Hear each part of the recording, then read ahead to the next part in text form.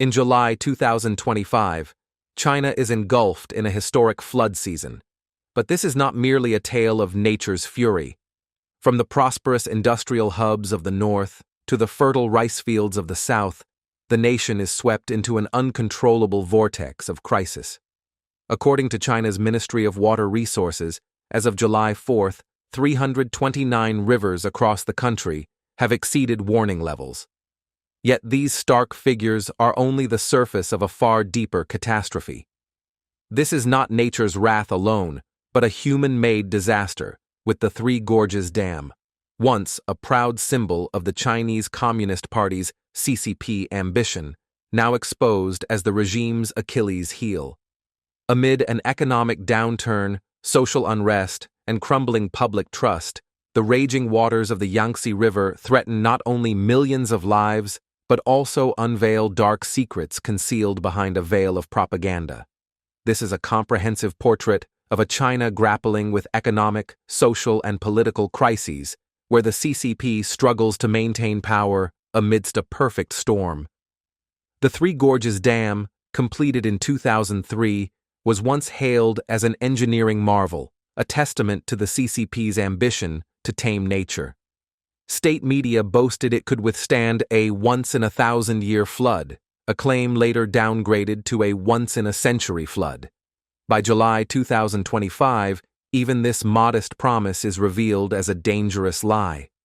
The reservoir's water level surpasses the critical 171-meter mark, nearing its maximum design capacity of 175 meters, forcing the dam to open 11 floodgates, releasing 44,000 cubic meters of water per second, enough to submerge 300 West lakes in a single day. But this is not flood control. It is flood creation. The emergency decision to release water to protect upstream areas has plunged downstream cities like Yichang, Wuhan, and Nanjing into disaster. Wang Weiluo, a hydrologist formerly involved in the project, calls it a grand deception. He reveals that the dam's primary purpose was not flood control, but maximizing hydropower profits, leading to dangerously high water levels despite flood risks. Structural cracks, a 30-fold increase in regional earthquakes since the reservoir was filled, and even the slowing of Earth's rotation, as confirmed by NASA, are evidence that political ambition far outstripped technical limits. The dam's construction triggered the largest forced relocation for a single project in history, displacing 1.3 million people and submerging 13 cities, 140 towns, and over 1,300 villages. Promised economic benefits never reached local communities, instead flowing to coastal megacities like Shanghai, leaving displaced populations in poverty and resentment. The decision to release floodwaters is not merely a technical error, but a ruthless political choice. On June 27th, Xinhua News Agency issued a chilling statement. To protect key areas, floodwaters would be diverted to low-lying regions. This calculated plan sacrificed impoverished communities to save strategic cities. The Wanzhou hydropower plant opened 7 floodgates in succession, channeling floodwaters from the Yang River into Rangrang District, Guizhou Province, catching residents off guard.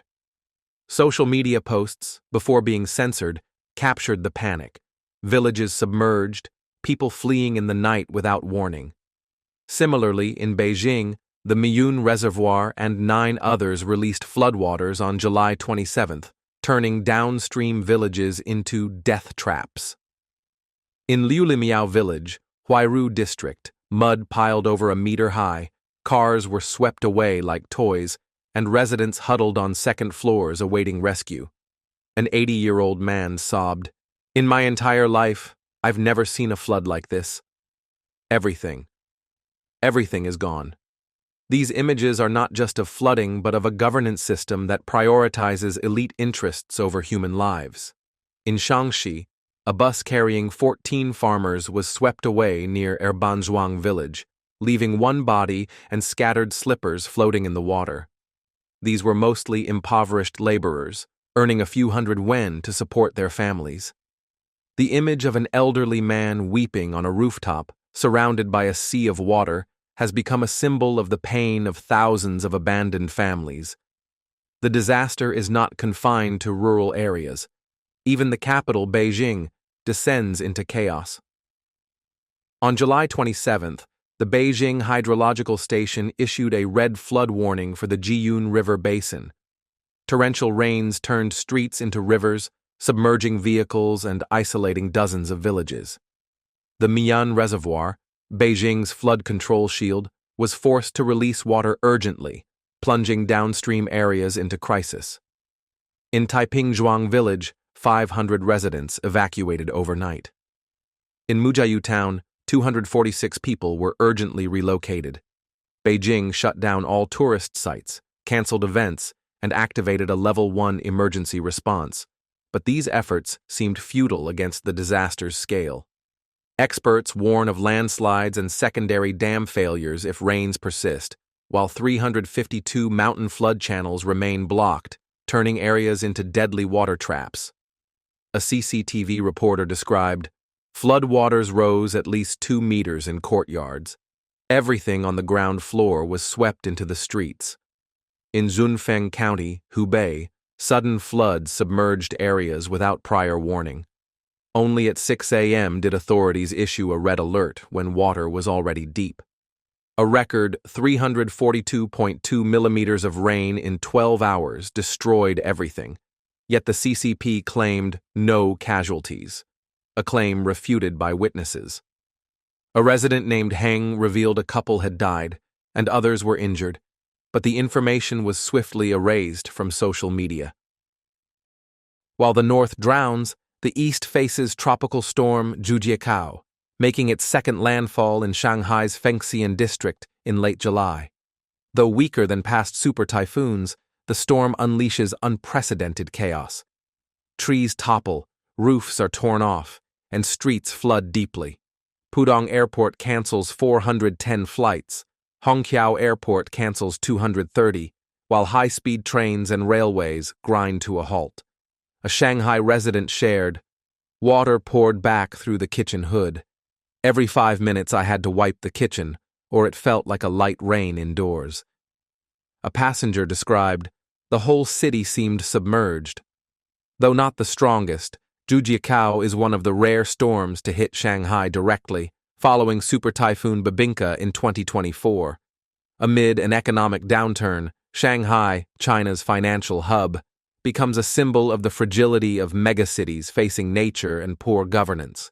Cancelled flights, disrupted supply chains, and billions in damages exacerbate the national economic crisis. Amid the catastrophe, the most terrifying aspect is the silence from CCP leadership. At a press conference, Vice Minister of Water Resources Chen Min confirmed 329 rivers were flooding, but top leaders remained absent. Ruthless information control has turned the true death toll into a state secret. Social media posts about the disaster are scrubbed, and those who speak out face threats. In Hunan, over 400,000 people were affected, and 95,000 evacuated, but authorities issued only vague reports, concealing the true scale. Public anger grows as citizens realize they are pawns in the regime's political chess game. Michael Osen, a scholar at the Hoover Institution, warns that a Three Gorges Dam failure would be a fatal blow to the CCP's legitimacy, worsening economic and social crises. Northern industrial zones are flooded, supply chains disrupted, and millions lose jobs. In the south, agricultural regions are devastated, threatening food security. Meanwhile, The dam's profits flow to megacities, abandoning the impoverished communities that sacrificed for the project. On July 7th, internal reports revealed Beijing held emergency meetings, issuing directives to prevent dam failure at all costs. Military, armed police, and technical units were mobilized, while the Southern Theater Command was placed on combat readiness. But every cubic meter of water released is a death sentence for downstream areas, fueling social unrest. An expert described the releases as drinking poison to quench thirst, a temporary fix that prolongs the crisis. If the dam fails, the CCP's promises of safety and effective governance will collapse. Amid economic decline, social instability, and dwindling trust, the flood disaster could ignite widespread unrest. China's tragic history of dam failures, like the 1975 Banqiao Dam collapse that killed around 230,000, is a chilling reminder of what's at stake. The Three Gorges Dam, once a symbol of CCP strength, is now its greatest vulnerability.